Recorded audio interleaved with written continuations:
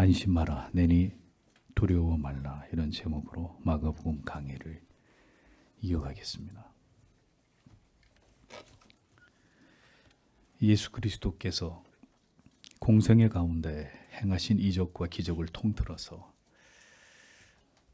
가장 영광스러운 장면 가운데 하나는 바로 해지는 빈들에서 수만 명을 먹이신 이 오병이어의 사건이었습니다. 이 이적은 병을 치유하고 귀신을 쫓는 것과는 전혀 다른 형태의 창조의 이적이었습니다. 주님께서는 이 땅에서 자라지 않은 보리로 만든 빵과 그리고 갈릴리 호수에서 잡지 않은 생선을 그 손으로부터 끊임없이 만들어내셔서 그 자리에 있는 모든 사람들을 배불리 먹이셨습니다.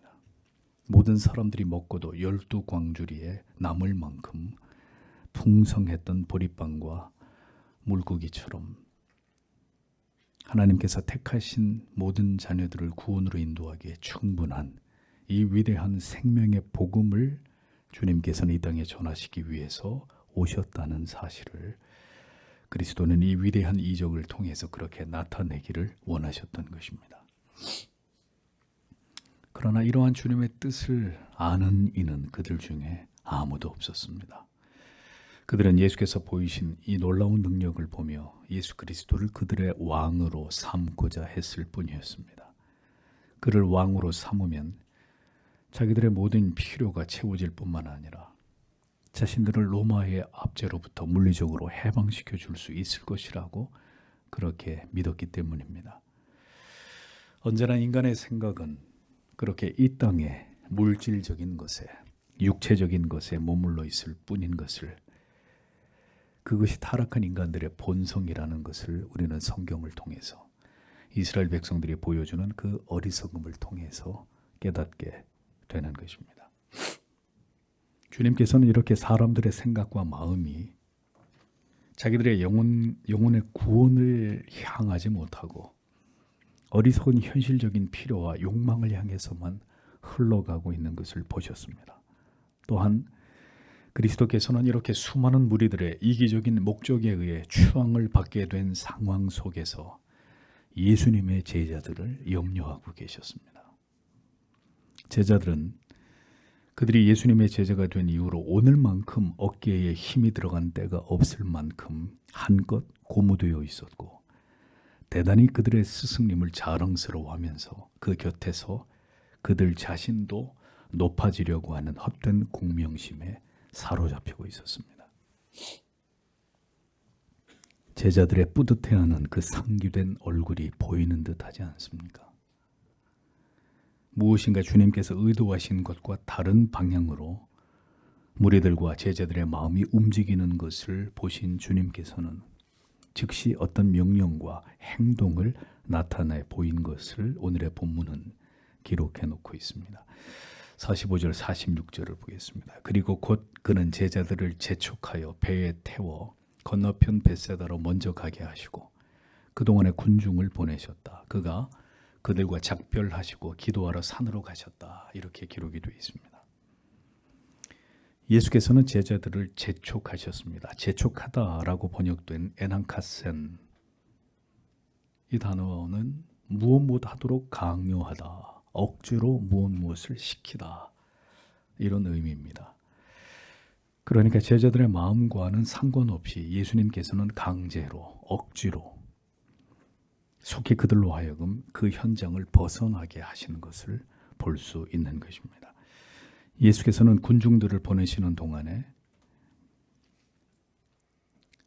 주님은 속히 제자들의 등을 떠밀어서 배를 타고 건너편 벳세다로 빨리 가거라 이렇게 지시를 하셨던 것이죠. 왜 이 일을 강제로 해야만 했을까요?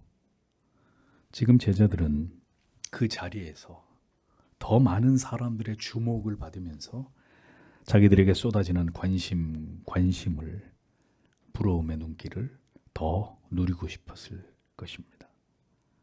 그들은 속으로 생각했겠죠. 예수님의 제자가 되길 잘했다. 역시 우리 스승님이 보통 분이 아니라는 것을 난 이미 알고 있었어. 모든 사람들은 예외 없이 대중들 앞에서 자신이 주목받기를 좋아합니다. 자기가 드러나고 인정을 받고 높임을 받으면서 그 명예와 명성이 높아지는 것을 선호합니다. 그러나 거듭난 그리스도인들은 바로 이러한 중생하지 않은 자연인의 타락한 욕구와 욕망과 항상 싸우는 사람들입니다. 언제나 내가 아닌 그리스도께서 높임을 받으시고 나는 죽고 그리스도가 사시는 것을 삶의 목표와 존재의 이유로 여기는 자들이 되어야 합니다. 그러나 이것은 그렇게 되어야 한다는 당위만으로 되는 것이 아니라 복음 안에서 더 깊이 우리 자신의 죄악됨을 그 전적인 무능과 부패의 실존과 대면하며 그런 벌레보다 못한 나를 위해 주님이 자기를 버려 대속해 주시고 구원해 주심을 언제나 이 마음에 둘 때에 우리는 결코 우리를 드러내고 높이는 삶이 아니라 오직 예수 그리스도를 높이고 십자가만을 자랑하는 그 삶의 영적인 고상함의 가치를 지켜나갈 수가 있는 것입니다. 주의 은혜로 올 한 해도 우리 자신을 부인하면서 오직 그리스도께서 나를 통해 드러나시고 영광을 받으시는 일에 진력할 수 있도록 하나님께서 풍성한 은혜를 주시기를 우리는 구해야 될 줄 압니다. 내가 드러나기를 원하는 욕구와 욕망은 날마다 지워지고 그리스도께서 다스리시고 통치하시는 그 아름다움이 우리를 통해서 교회 안에서 우리의 가정과 우리의 삶 속에서 아름답게 드러나기를 기도하는 우리가 되기를 원합니다. 예수께서는 그렇게 서둘러 제자들을 배에 태워 보내시고 우리의 죄를 위해 이 땅에 오신 메시아를 알아보지 못하며 단지 그를 왕으로 삼아 자기들의 욕망을 해소하고자 하는 어리석은 무리들을 모두 흩으셨고 그들을 보내셨습니다. 메시아로 이 땅에 오신 주님께서 자신이 온 세상 사람들에게 주목을 받고자 하심이 그가 오신 근본적인 이유였다면 주님은 어렵지 않게 그 목적을 달성하셨을 것입니다. 그러나 주님의 목적은 세상에서의 인기와 명예와 영광을 얻으시고 그것을 누림이 아니셨기 때문에 주님은 이러한 상황을 속히 정리하신 것을 우리에게 보여줍니다. 주님께서 목적하신 바를 이루시기 위해서는 한 번도 그 뜻하신 곳에서 벗어나지 않으셨고 줄곧 시종여일하게 그 길을 주님은 걸어가셨습니다. 오직 아버지의 뜻을 이루는 일에만 온전히 모든 것을 집중하신 것을 우리에게 보여줍니다. 그렇다면 그 주님의 제자된 우리들도 예수님의 제자들처럼 오늘도 예수님을 통해서 하나님을 믿는다는 이유로 이 세상에서의 번영과 형통과 물질적인 축복을 통해 우리가 높아질 것만을 생각하는 것이 아니라 오직 나를 통해서 하나님의 뜻이 이루어지기를 원하는 그 목적을 따라서 우리를 온전히 낮추고 하나님만을 높이는 삶이 바로 그리스도를 따라가는 진정한 제자된 삶이라는 것을 우리는 알아야 될 것입니다. 우리는 오직 예수 그리스도를 높이는 삶을 하나님의 명령과 법과 계명을 지키며 세상과 구별된 삶을 통해서 세상 사람들이 추구하는 모든 것을 비웃으며 오직 우리를 하나님의 자녀로 부르신 그 거룩하신 뜻과 목적을 위해 살아가는 자들이 되어야 된다는 것을 잊지 말아야 합니다. 빛과 소금의 가치와 사명을 생각하면서 이 세상을 지나가는 동안 우리는 하나님의 법을 지키고 순종하며 의와 믿음과 사랑과 화평을 쫓는 일에 힘쓰는 그리스도인의 삶을 살아가는 자들이 되어야 합니다. 이것이 바로 아무리 강조해도 지나치지 않는 우리가 구원받은 그리스도인이 된 궁극의 목적과 이유이기 때문입니다. 복음서를 통해서 이것을 발견하지 못하면 결국 현세 기복주의나 자기 만족에 도취된 그릇된 신앙에 치우치게 될 뿐입니다. 주님께서는 제자들을 떠나보내시고 기도를 하시기 위해 산으로 가셨다고 성경은 기록하고 있습니다.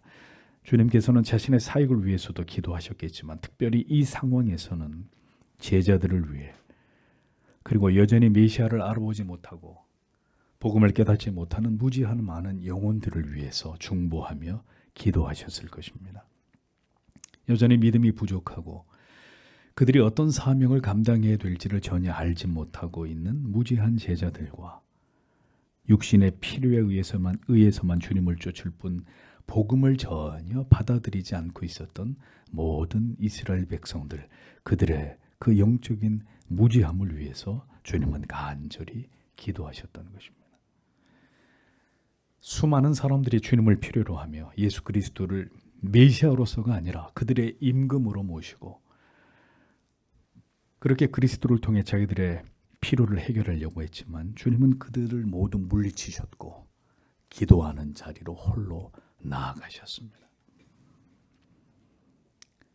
영원한 하나님의 나라를 받은 성도 여러분, 우리에게 정말 중요한 것이 무엇인지를 잊지 마십시오. 그것은 돈도 명예도 인기도 죽일 듯이 서로 물고 뜯고 쟁취하려고 하는 세상에서의 권력도 아닌 우리에게 정말 중요한 가치는 예수 안에 있는 영원한 삶이라는 사실을 잊어서는 안 됩니다. 그것을 위해 언제나 주 앞에 나아가 우리의 마음을 쏟아 기도하며 부디 이 한 번뿐인 인생을 하나님 앞에서 잘 감당할 수 있도록 우리를 긍휼히 여기시고 우리의 삶을 온전히 인도해 주시기를 우리는 기도하고 또 기도해야 될 것입니다. 마음에 하나님이 없는 사람은 하나님을 버리고 자신이 좋아하는 사람들에게로 갑니다. 그러나 그 마음과 영혼에 그리스도가 거하는 자는 자신을 좋아하는 사람들을 뒤로하고 언제나 하나님께로 조용히 홀로 나아가는 사람입니다. 고요한 시간, 하나님 앞에 나아가 기도하는 시간을 올 한 해에도 그 무엇보다도 소중하게 생각하는 우리 모두가 되기를 바랍니다. 47절에서 48절을 보겠습니다. 저녁이 되자 배는 바다 가운데 있었고 그는 홀로 땅에 계셨다. 그는 제자들이 노를 젓느라고 고생하는 것을 보셨으니 이는 역풍이 그들에게 불었기 때문이다. 밤 4시에 그가 바다 위를 걸어 그들을 지나쳐 가시려고 하였다. 이렇게 기록이 되어 있습니다. 제자들은 그릇된 공명심에 휩싸여 들뜨고 상규된 마음으로 오병이어의 기적에 그 여운을 더 만끽하고 싶었지만 예수께서 서둘러 자기들을 배에 태워 건너편 벳세다로 가라고 명하시자 그들은 영문을 알지 못했습니다. 그러나 주님께서는 그들에게 헛바람이 들어가서 그들이 예수의 부르심을 입은 제자로서의 그 중대한 사명의 본질을 망각하고 있다는 사실을 보셨습니다. 그래서 주님은 그들로 하여금 속히 정신을 차리게 하기 위한 특단의 조치를 취하셨습니다. 배를 타고 갈릴리 호수를 건너가던 제자들은 머지않아 어두움이 짙게 깔린 갈릴리 호수의 밤바다에서 다시 거스르는 바람을 만나게 되었습니다. 같은 상황을 기록하고 있는 마태복음 14장 24절을 보면 배가 이미 육지에서 술이나 떠나서 바람이 거슬림으로 물결을 인하여 고난을 당하더라 이렇게 기록이 되어 있고 요한복음 6장 19절에 보면 제자들이 노를 저어 10여리쯤 가다가 예수께서 바다 위로 걸어 때에 가까이 오심을 보고 두려워하거늘이라고 적혀 있습니다. 날이 저문 갈릴리 호수 위에 제자들은 쪽배를 타고 거스르는 바람으로 인해서 지금 괴로움과 고통을 당하고 있었습니다. 그들은 육지로부터 6km나 밀려가 있었습니다. 갈릴리에서 잔뼈가 굵은 어부 출신의 제자들도 광풍과 파도 앞에서는 속수무책이었습니다. 이전에도 그런 상황이 있었지만 그때는 예수님께서 배 고물에서 잠을 주무시고 계셨습니다. 그러나 지금은 예수님도 그들과 함께 계시지 않는 상황이었습니다. 저물매 배는 바다 가운데 있고 예수는 홀로 무태 계셨다. 이렇게 성경은 예수님과 제자들이 있었던 곳을 각각 따로 기록해 놓고 있습니다. 그리스도와 떨어진 채로 제자들은 다시 바람과 파도와 싸우고 있었습니다. 그들은 방금 전까지 오병이어의 기적의 현장에서 자기들의 신분을 망각한 채로 잔뜩 예수님을 왕으로 모시려는 분위기에 편승해 있었습니다. 그들은 들떠 있었고 그들 자신이 예수님의 제자라는 사실에 대해서 매우 자랑스러워하고 고무되어 있었던 자들이었습니다. 그러나 지금 제자들은 다시 죽음의 공포와 두려움과 사투를 벌려야만 하는 상황에 이르게 된 것이죠. 주님께서는 그런 상황 속으로 그들을 이끌어서 그들이 지금 무엇을 또다시 놓치고 있었는지를 깨닫게 하셨습니다. 이 시각을 밤 사경이라고 기록되어 있는데, 사경은 유대인들의 시간의 개념 속에 새벽 3시부터 6시까지를 가리키는 것입니다. 그러니까 밤새도록 제자들이 갈릴리 호수 위에서 불어오는 역풍과 싸우고 있었다는 것을 알 수 있는 것입니다. 주님께서는 의도적으로 충분히 제자들로 하여금 그들의 그릇된 생각들을 말끔히 그들 안에서 제거하기 원하시는 그 어두움 속에서의 고통스러운 시간을 그들이 칠흑 같은 어두운 밤바다 위에서 기진맥진하기까지 그 시간을 보내게 하신 것을 볼 수 있습니다. 그들은 우연히 풍랑을 만난 게 아니라 그 모든 것은 하나님에 의해서 계획된 것이었다는 거죠. 하나님의 자녀인 우리들이 이 세상을 지나가는 동안에 오직 예수 그리스도만을 바라보고 우리를 구원으로 불러주신 그 숭고한 목적과 뜻을 따라 살지 않고 이 세상에서 우리 자신을 드러내고 자랑하고 어리석은 가치를 쫓아 살아가고자 할 때 하나님께서는 반드시 우리를 낮추시는 일을 이같이 행하실 수 있다는 사실을 우리는 기억해야 합니다. 우리의 그릇된 높아진 마음을 낮추시고 우리가 추구해야 될 신앙의 본질로 다시 돌아가도록 우리의 잘못된 생각과 마음을 고치시고 교정하는 일들을 하나님은 지금도 자기 백성들 안에서 행하시는 분이십니다. 그것이 때로 우리가 이 세상을 항해하는 동안 종종 고난이라는 이름의 큰 파도와 역풍을 만나게 되는 이유가 되는 것입니다. 우리의 마음이 그리스도에게로부터 멀리 떠나 우리의 헛된 공명심과 물질적인 성공에만 사로잡혀 있을 때 하나님은 우리의 삶에 풍랑을 일으키시고 어두운 밤바다에 아무도 나를 돕는 이가 없는 이런 상황 가운데로 우리를 이끄셔서 결국 우리가 다시 예수 그리스도에게만 집중하도록 하나님은 그렇게 만드시는 분이라는 겁니다. 우리들의 행복과 번영과 안정만이 우리의 인생의 주목적이 아닌 우리를 구원으로 부르신 하나님의 뜻을 온전히 우리가 깨닫고 그것을 위해서 살아가도록 우리의 삶 속에서 우리의 인생의 목표와 방향을 계속해서 수정하시는 일들을 하나님은 우리의 인생 가운데서 행하신다라는 것을 우리는 기억해야 되는 것입니다.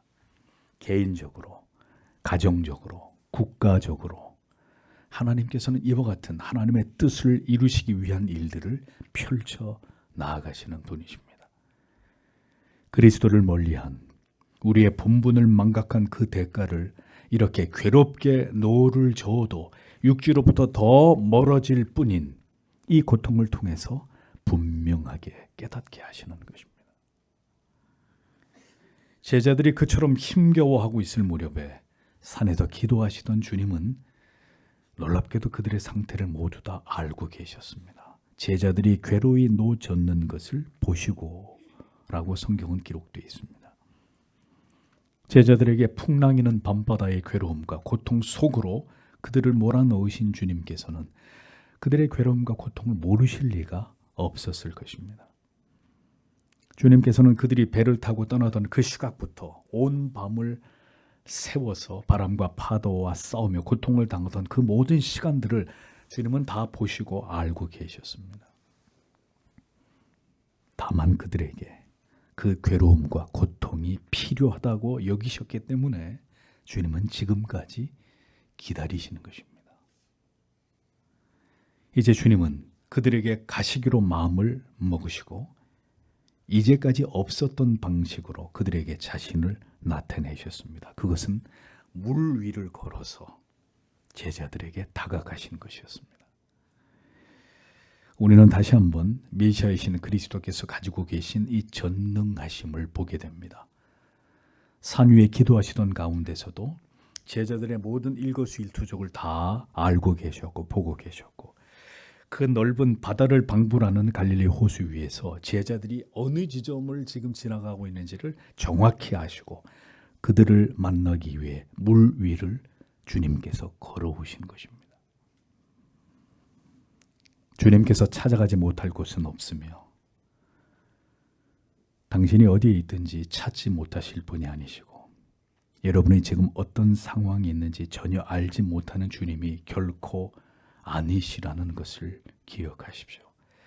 오늘도 자기 백성들이 어디에서 어떤 괴로운 일을 당하고 있는지 손금을 보듯이 모두 정확히 소상히 알고 계시는 하나님이십니다. 내가 지금 얼마나 힘들고 외롭고 지친 상태인지 아무도 나를 알아주지 못해도 하나님은 당신의 모든 것을 알고 계시는 분이심을 잊지 마십시오. 그런데 그 모든 것을 아시는 하나님이 왜 내게 응답하시지 않는 것일까요? 제자들이 고통을 당하면 그 즉시 나타나셔서 주님이 그 가운데서 그들을 건져 주셨으면 좋았을 텐데, 그 밤을 하얗게 세우고 새벽이 다 될 때까지 그 고통 가운데 그들을 주님은 방치해 놓으셨습니다. 하나님께서 그 모든 고통과 고난을 당신에게 주셨을 때는 이유가 있기 때문입니다. 아무런 까닭 없이 우리에게 고난을 주시는 하나님이 절대로 아니십니다.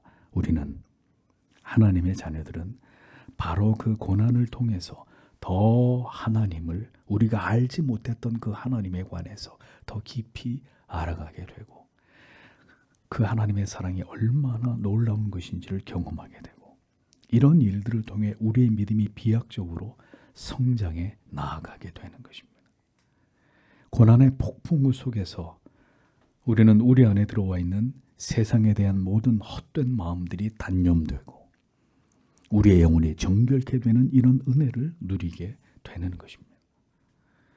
그 하나님께서는 그 목적을 오늘도 우리 안에 이루어가고 계시고, 이 많은 사람들 중에 고난 가운데 있는 바로 당신을 알고 계시고 오늘도 당신 곁에 계시며 때가 이르면 지체하지 않고 여러분을 돕기 위해 달려오시는 분이 바로 우리의 아버지 하나님이십니다.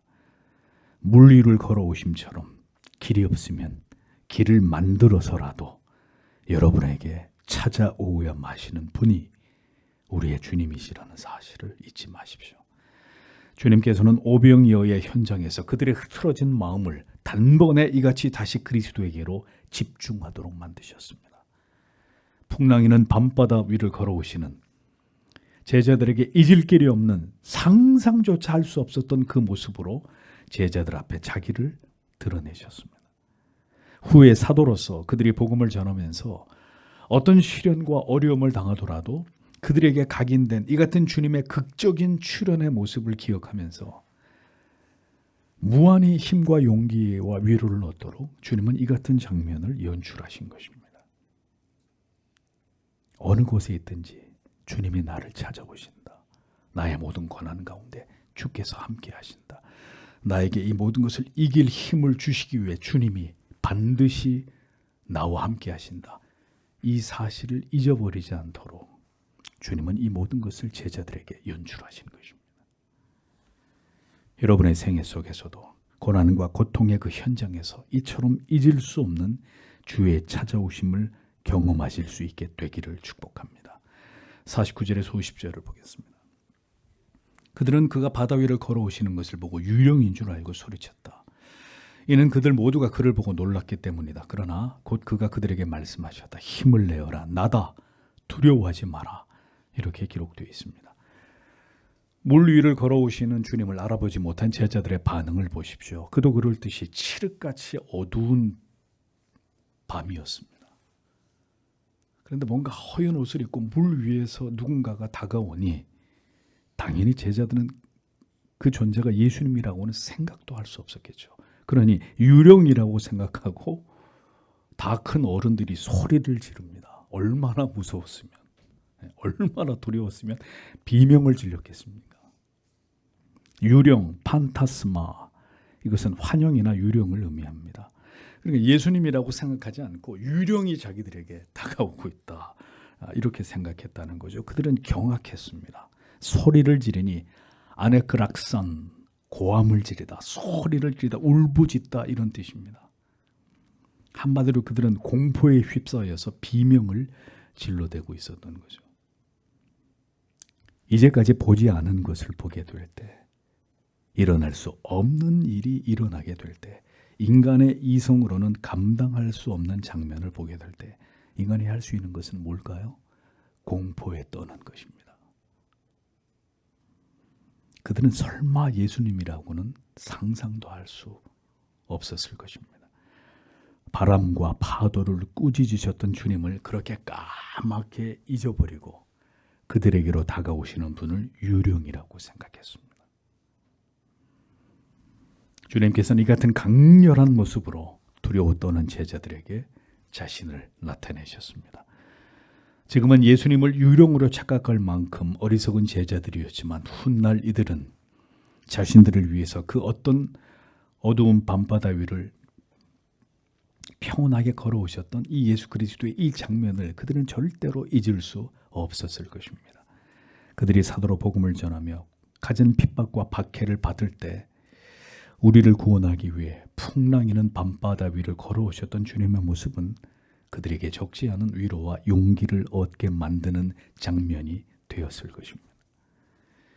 믿음과 담대함은 결국 하나님께서 우리에게 강권적으로 부어주시고 붙들어 주실 때 우리 안에 담겨지는 것임을 깨닫게 됩니다. 부디 우리에게 마지막 환난을 감당할 담대함과 믿음 주시기를 기도하십시오. 그렇지 않으면 혼비백산 주님을 버리고 떠날 자들이 적지 않을 것입니다. 고난 속에서의 담대함과 평안은 고난 속에서 나에게 찾아와 주셨던 그 하나님의 그 은총의 경험에 비례하는 것입니다. 그때도 나에게 그러한 놀라운 은혜를 베풀어 주셔서 나를 도와주시고 건져 주셨음을 기억하면서 지금의 이 고난도 넉넉히 이기게 하시기 위해서 주님께서는 오늘도 크고 작은 고난을 통해서 나에게 훈련시키시는 것이다. 우린 이렇게 생각할 수 있는 것이죠. 그리고 그 가운데 함께 하신 하나님의 은총에 대한 기억으로 앞으로 남은 세상을 담대하게 살아가도록 인도하시는 그분이 우리의 하나님 아버지가 되신다는 사실을 우리는 잊지 말아야 될 것입니다. 마태복음 14장 28절에서 31절에는 마가복음의 기록에서 생략된 물 위를 걸어오시는 주님의 배에 오르시기 전에 일어난 한 가지 사건이 마태복음에는 기록이 되어 있는 것을 볼 수 있습니다. 그것은 베드로에 대한 이야기죠.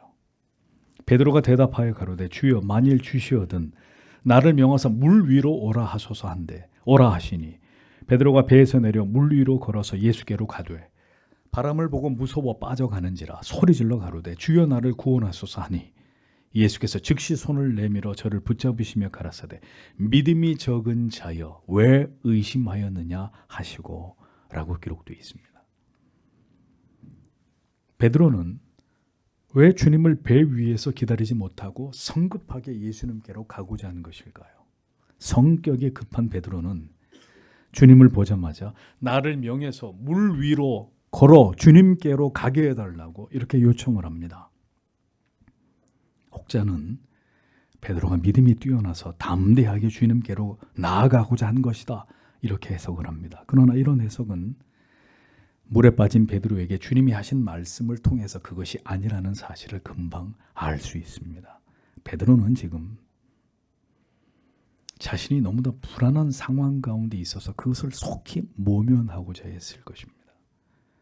밤새도록 노를 저었어도 육지와 점점 멀어져 불안하게 그지없는 그 배를 버리고 이제 예수님께로 가면 살 수 있을 것이다 라는 이 단순한 생각을 가지고 베드로는 예수님께로 가고자 했던 것이죠. 자기만 살겠다는 아주 이기적인 생각일 수 있었을 것이라는 겁니다. 그래서 그는 배를 버리고 주님께로 가고자 한 것입니다. 그런데 막상 배에서 내려서 물 위를 걸어가다가 준비되지 않은 믿음이 연약했던 베드로는 파도를 바라보았고 그러자 그 즉시 물에 빠지게 되었던 것입니다. 살기 위해서 주님께로 가고자 했으나 주님과 현실 사이의 바다를, 그 파도를 이길 믿음은 그에게 아직 존재하지 않았던 것이죠. 믿음이 없으면 주께로 나아갈 수 없습니다. 믿음이 없으면 결국 바람과 파도라는 문제를 극복할 수가 없습니다. 베드로가 정말 주님에 대한 확고한 믿음이 있었다면 배에서 잠잠히 기다렸을 것입니다. 이제 주님이 오셨으니 모든 상황은 끝이 날 것이다. 전에도 그랬듯이 이제 우리는 죽지 않는다. 주님이 오셨다. 그는 안도했을 것입니다. 믿음이 없는데 믿음이 없는 줄도 모르고 자기만 살겠다고 배에서 내려서 주님께로 가다가 베드로는 물에 빠지게 된 것입니다. 바람과 파도가 쳐봐야 우리가 주님께로 나아갈 수 있는 믿음이 있는지 없는지도 알 수 있는 것입니다. 주님은 구원을 요청하는 베드로의 손을 즉시 잡아 물에서 건져내시면서 말씀하셨습니다. 믿음이 적은 자여, 믿음이 적은 자여, 왜 의심하였느냐? 그렇습니다. 믿음이 전혀 없는 것은 아닙니다. 다만 바람과 파도를 감당할 정도의 믿음은 아직 아니었기에 그는 물에 빠지게 된 것입니다. 어려운 환경과 상황과 갈등의 상황 속에서 빠져나오지 못하는 이유는 우리에게 믿음이 없기 때문이 아니라 믿음이 적기 때문입니다. 그래서 더 깊이 빠져들게 되는 것이죠. 그러나 우리에게는 주님이 계십니다. 우리가 잘못된 선택과 결정을 내리고 어리석게도 그 길을 가다가 마침내 어려움을 당하고 주여 나를 도우소서라고 부르짖을 때 내가 뭐라 그랬냐, 그러니까 그렇게 되길 잘 됐다, 이렇게 얘기하시는 주님이 절대로 아니시고, 믿음이 연약한 우리를 오늘도 주님은 그 고난의 한가운데서 손을 내밀어 건져주시는 인자하고 사랑 많으신 분이 우리의 주님이시라는 사실을 우리는 잊지 말아야 합니다. 제자들도 베드로도 그리고 우리들도 결론은 우리의 믿음이 더 성장해야 된다는 사실입니다. 주를 향한 우리의 믿음이 풍랑과 파도로 인해서 더 견고해져야 된다는 사실입니다. 지금 이대로는 안 됩니다.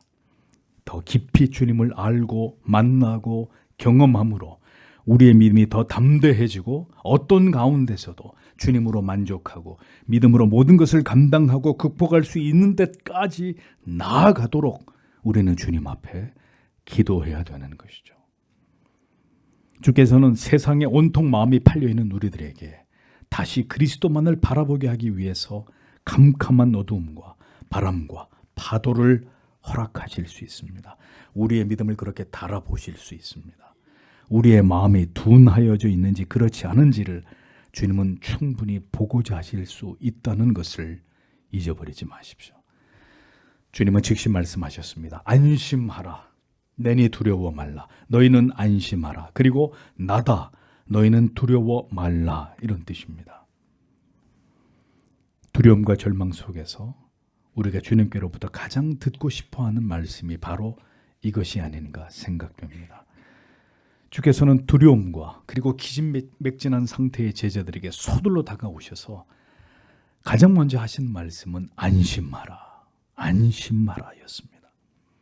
너희들의 스승이니 내가 왔으니 너희는 두려워하지 말라고 말씀해 주셨습니다. 안심하라, 다르세이테, 너희는 담대하라, 너희는 기운을 내라, 이런 뜻입니다. 두려워 말라, 메보베이스데, 역시 비슷한 동일한 의미입니다. 제자들을 안심시키는 자상한 말씀이었습니다.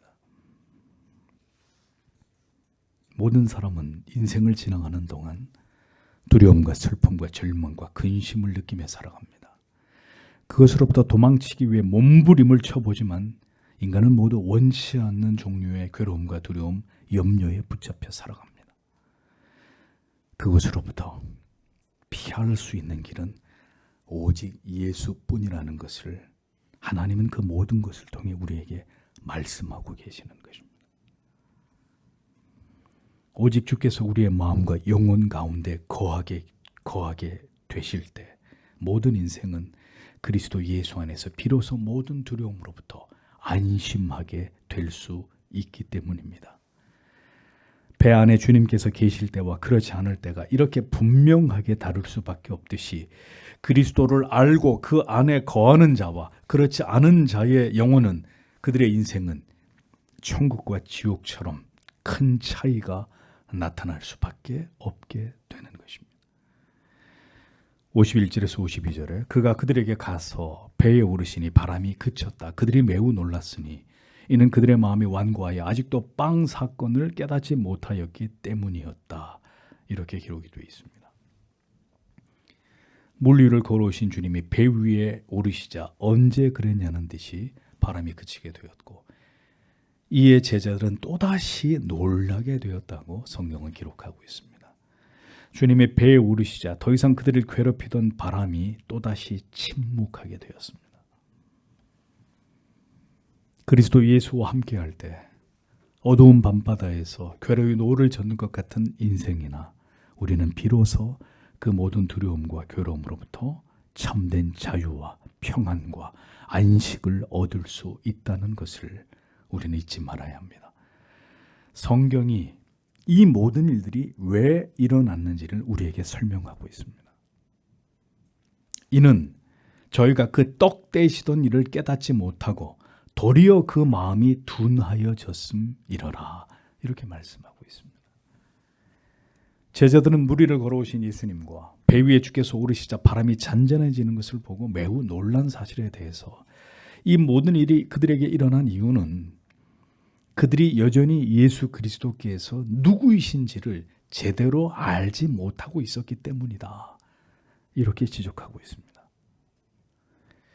예수의 제자들이 오병이어의 현장에서 이 위대한 이적을 행하신 분이 곧 전능하신 하나님의 아들이시고 우리에게 참 생명을 주시기 위해 이 땅에 오신 메시아라는 사실을 그들이 올바로 깨달았다면 그들은 절대로 이런 상황을 만나지도 않았고 이런 상황에 처해 있었어도 그토록 두려워하거나 놀랄 이유가 없었겠지만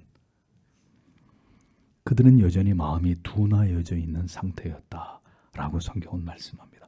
마음이 둔하여졌다는 것은 그들의 마음이 돌처럼 굳어 있다는 것을 의미합니다. 그럼 무엇 때문에 그들의 마음이 돌처럼 굳어져 버린 것일까요? 그것은 먼저 그들은 여전히 예수 그리스도가 누구이신지를 알지 못하고 있었던 것에서부터 시작이 되는 것입니다. 주님에 관해서 제자였던 그들도 예수님을 단지 대단한 능력을 가진 존재로만 생각했고 그런 주님의 제자인 것이 무척 자랑스럽게만 여기고 있었습니다. 그들은 주님을 올바로 알지 못하고 있었습니다. 예수께서는 여러 번 제자들에게 자신이 이 세상에 오신 메시아라는 사실을 밝히셨습니다.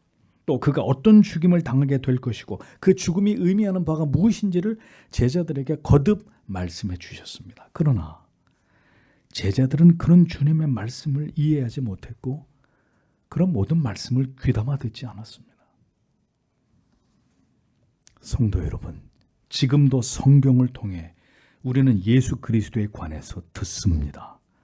그러나 신자된 우리가 예수 그리스도가 나의 구주이시고 나의 죄를 대속하시기 위해 십자가 위에서 죽임을 당하신 하나님의 어린 양이라는 이 진리에 집중하지 못하고 예수를 믿음으로 어떻게 나의 삶이 나아질지에 관해서만 나의 안정과 행복에 대해서만 우리의 마음을 두게 된다면 우리는 여전히 예수를 알지 못하는 자들이고 예수를 참되게 믿는 자들이 아닐 수도 있다는 것을 우리는 분명히 알아야 되는 것입니다. 주님을 올바로 알지 못하였기에 예수의 제자들은 그들에게 닥친 위기 앞에서 번번이 두려워하고 염려하고 좌절하고 절망했던 것입니다. 또한 주님을 보고도 공포에 떨었고 여전히 주님이 행하시는 이런 이적을 보고 놀라고 있었던 것입니다. 이런 일들은 예수님의 제자들에게만 일어나는 일이 절대로 아니라는 사실을 잊지 마십시오. 성경이 왜 이 말씀을 기록하고 있는지를 성도 여러분 깊이 생각해 보셔야 합니다. 사람들은 예수를 믿어서 내 삶이 어떻게 변화되고 어떤 복을 받게 되고 어떤 형통한 삶을 살아가게 될지에 대해서만 생각합니다. 이러한 신앙은 오병이어의 기적의 현장에 수많은 사람들과 제자들이 가졌던 생각과 전혀 다르지 않은 것입니다. 이렇게 그리스도께서 진정한 나의 구주 되심에 대해서 올바로 알고 경험하는 것을 뒤로하고 예수를 믿어서 어떤 복을 받고 우리 삶이 얼마나 더 평안하고 행복해질 것인가에만 마음을 두게 되면 뜻밖의 고난과 역경과 위기가 닥칠 때 우리도 예외 없이 우리의 마음과 영혼이 돌처럼 굳어버리게 되는 일이 일어날 수 있다는 것을 우리는 분명히 기억해야 합니다. 오늘도 우리 마음 가운데 함께 하시며 우리 가운데 거하시는 주님을 알아가지 못할 때 왜 주께서 우리와 동행하시는지 그 근본적인 이유를 알지 못하게 되면 때로 우리의 삶의 불행과 고통과 위기와 절망과 슬픔이 찾아오게 될 때 우리 영혼이 두려움과 근심과 절망으로 돌처럼 굳어버리는 일들이 일어난단 말입니다. 그럼 어떤 일이 벌어질까요? 기도도 하기 싫고 성경도 보기 싫고 교회도 나가기 싫은 이런 영혼의 상태에 빠지게 되는 것입니다. 예수를 믿었는데 교회를 다녔는데 왜 나의 인생은 이렇게 불행하고 고통스럽고 왜 나는 이런 삶을 살아갈 수밖에 없는 것인가? 이런 한숨과 원망, 절망에서 벗어나지 못하게 되는 것입니다. 우리는 예수를 누구라 여기고 있는 것인지를 성도 여러분, 이 복음서를 통해서 생각해 보셔야 합니다. 예수 그리스도는 오늘도 그저 나를 편안하게 해주시는 분으로 모든 걱정과 근심과 염려를 다 가져가 주시는 분으로만 우리가 혹시 예수님을 하나님의 존재하심을 이렇게만 여기고 있는 것은 아닌지를 생각해 보십시오. 주님은 우리에게 시련의 바람과 파도를 일으키시고 우리를 기진맥진하도록 우리를 힘겹게 하실 수 있는 분이십니다. 우리가 예수 그리스도를 우리를 구원하시기 위해 이 땅에 오셔서 나의 죄를 위해 십자가에 달려 죽으신 나의 구주로 그리스도를 그렇게 올바로 인식하고 그가 우리를 얼마나 사랑하셨는지 어떤 대가를 지불하시면서까지 우리를 구원하시기 위해 자기의 모든 것을 희생하셨는지를 올바로 깨닫지 못한다면 그 끝없는 나를 향하신 사랑과 인내와 기다리심을 올바로 이해함으로 그 사랑에 우리가 감화되고 감동받으면서 그 십자가의 위대함을 매일 새롭게 발견하고 또 발견하는 이런 은혜를 우리가 누리지 못하고 있다면 우리의 마음은 언제든 우리의 어려운 환경과 갈등의 상황으로 인해서 돌처럼 굳어지고 또 굳어질 수 있다는 것을 잊지 마십시오.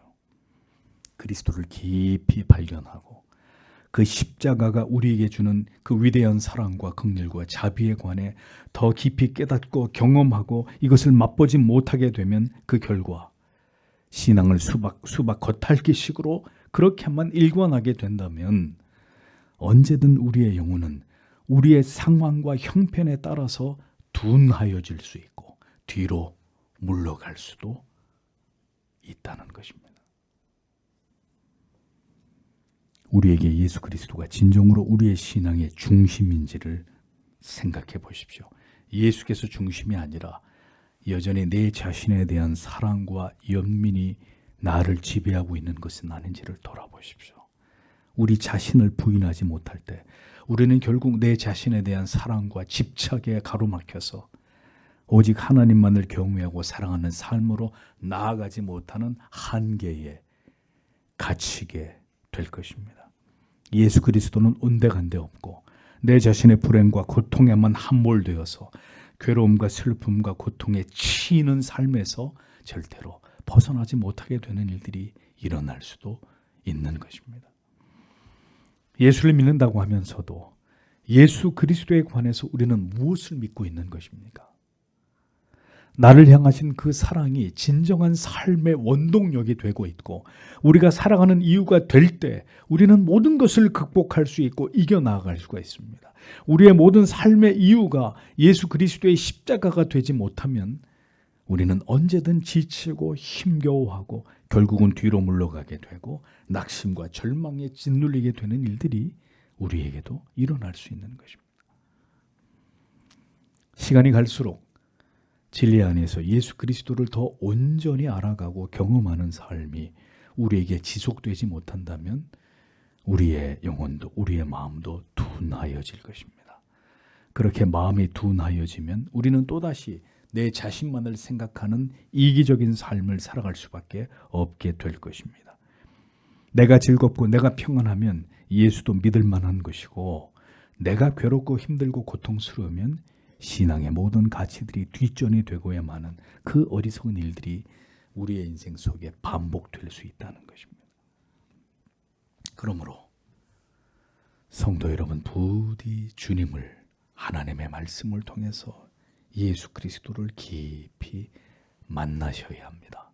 표면적으로, 지식적으로, 관념적으로만 아는 것이 아니라 주님께서 나 같은 죄인을 얼마나 사랑하셨고 얼마나 오래 참아주셨고 궁극적으로 나에게 한 번뿐인 인생을 허락하신 그 이유가 무엇인지를 깨닫는 자리까지 나아가셔야 합니다. 우리의 인생은 그 모든 것을 깨달아가고 배워가기 위한 긴 여정입니다. 그것이 신자의 인생입니다. 그 인생 속에서 때때로 마주하게 되는 바람과 파도와 칠흑 같은 어둠들의 의미들입니다. 53절에서 56절을 보겠습니다. 그들이 바다를 건너 게네사렛 땅에 와서 배를 대었다. 온 지역들을 달려다니며 병자들을 침상에 누인 채로 그가 계신다는 곳으로 나르기 시작하였다. 그가 마을이나 성들이나 촌에 들어가시는 곳마다 사람들은 병자들을 시장에다 두어서 그의 옷술만이라도 손대기를 그에게 간구하였다. 그를 만지는 모든 사람은 구원받았다. 이렇게 기록되어 있습니다. 배는 호수를 건너 게네사렛 땅에 닿았습니다. 예수님과 제자들이 그곳에 이르자마자 예수님이 이곳에 오셨다는 소문이 사방으로 퍼져나가 또다시 병든 자들이 침상에 누인 채로 주님이 계신 곳으로 계속 운반되어 오기 시작했습니다. 메시아에 대해서 여전히 무지하고 어리석은 자들이 그러나 오직 자기들의 병이 낫기를 원하는 그 목적 때문에 모든 곳에서 예수께로 나오고 있었다고 성경은 기록합니다. 그럼에도 불구하고 주님은 그들을 멀리하지 않고 그들을 다 고치셨습니다. 예수님이 가시는 곳마다 주가 행하시는 마을이나 도시나 촌에 병자들을 시장에 뉘어두고 예수님이 지나갈 때 그 옷에 옷가라도 만지기를 사람들은 구했고 그래서 예수님의 옷가를 만진 자들은 다 나음을 입었다고 성경은 기록하고 있습니다. 왜 예수님의 옷가를 만지려고 한 것일까요? 아마도 12회를 혈우증으로 앓던 여인이 예수의 옷가를 만져 나음을 입었다는 사실이 이미 모든 사람들에게 알려졌기 때문이 아닐까 추측을 해봅니다.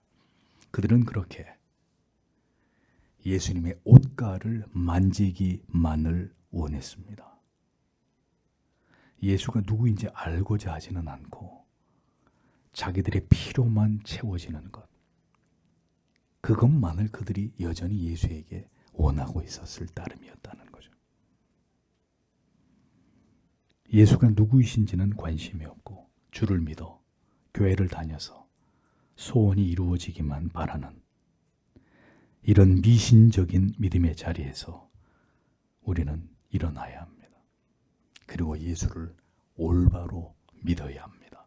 예수 그리스도가 누구이신지를 바르게 깨닫고 전심으로 그리스도를 사랑할 수밖에 없는 그리스도인이 되어야 합니다. 교회를 다닌다고 해서 모두가 예수님을 사랑하는 것은 절대로 아닙니다. 그 이유는 적지 않은 사람들의 영혼 가운데 그리스도를 그저 관념적이고 지식적인 존재로만 그렇게 인식될 뿐인 사람들이 적지 않기 때문입니다. 성도 여러분, 성경의 진리를 통해서 그리고 성령을 통해서 예수 그리스도를, 그 십자가를 경험하시기를 소원하십시오. 분명히 말씀드리지만 지식도 믿음이 아니고 여러분의 교회를 얼마나 오랜 시간 다녔건 간에 그 모든 시간도 신앙이 아닐 수 있습니다.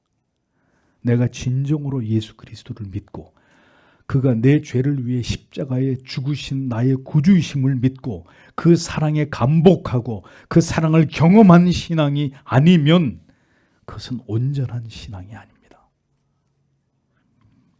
복음서는 인간들의 이 어리석음을 적나라하게 보여주고 있습니다.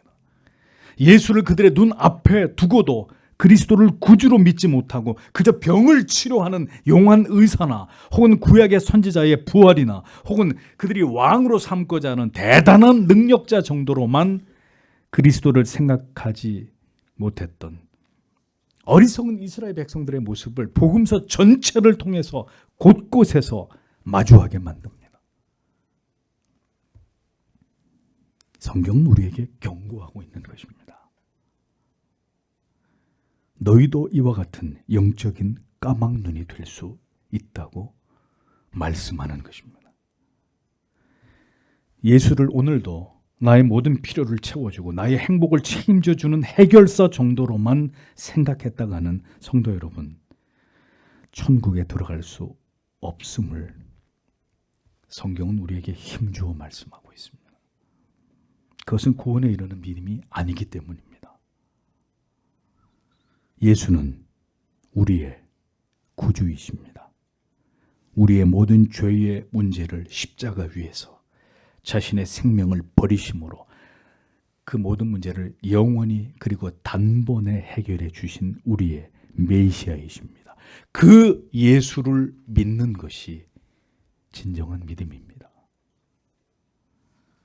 이 위대한 대가를 통해서 구원과 영생이 나에게 임했다는 이 사실에 대해서 평생토록 감격하고 감사하고 기뻐하고 그 은혜 때문에, 그 사랑 때문에 우리 인생에서 어떤 시련과 고난과 절망이 와도 넉넉히 이 예수 그리스도에 대한 확고한 믿음 때문에 그 모든 날들을 기꺼이 감당할 수 있음을 보여주는 것이 성도로서의 이 땅에서의 삶입니다.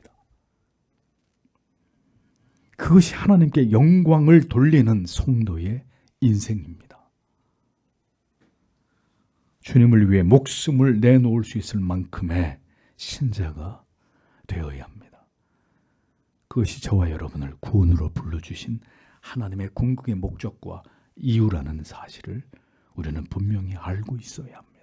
그러니 우리의 믿음이 거기까지 도달할 수 있도록 예수여 부디 우리에게 더 큰 은혜를, 더 그리스도가 어떤 분이신지를 깨닫고 경험할 수 있는 은혜를 우리에게 부어주시기를 우리는 오늘도 기도해야 되는 것입니다. 성경이 우리에게 예수 그리스도에 관해서 무엇을 보여주시고 깨닫게 하고자 하시는지를 성도 여러분 주목하셔야 합니다.